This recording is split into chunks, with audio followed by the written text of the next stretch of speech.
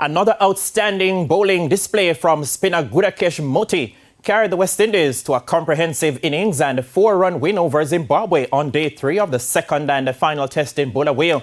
The Caribbean side secured the 2-test series 1-0. Day 3 got underway belatedly due to a wet outfield, and the West Indies, resuming their first innings reply on 290 for 8, were hoping to extend their first innings lead.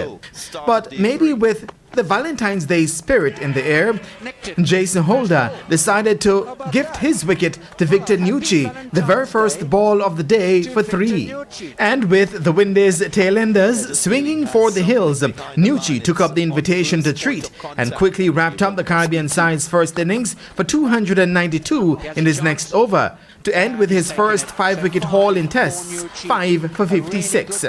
Zimbabwe began their second innings reply circumspectly with a few boundaries, but it didn't take long for Alzari Joseph to get into the wickets column at 13 for 1. It became 15 for 2 when Holder bowled the experienced Chamo Chibaba for 1. Gudakesh Moti would join the party after lunch when he got the wicket of the in-form Innocent Kahia for 40 to leave the hosts at 56 for 3. The 26-year-old Guyanese would take the next 2 wickets as the hosts wobbled to 102 for 5.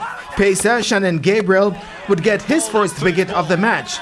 To Moti, the Zimbabwean batsman had no answers, while Roston Chase was also asking questions. And on Valentine's Day, Moti fell in love with the pitch at the Queen Sports Club in Bulawayo as he secured his second 5-wicket haul of the match. Captain Craig Irvine going for a well-played 72 at 170 for 9. Moti wrapped up the Zimbabwe second innings for 173 in the post-tea session, grabbing 6 for 62 to finish with 13 wickets in the match as the Windies secured a comprehensive innings and 4 runs victory and a 1-0 series win.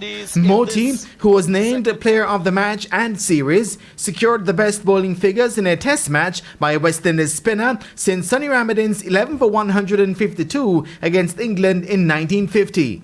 The best bowling figures by a West Indian in a test match remains Michael Holding's 14 for 149 against England at the Oval in 1976.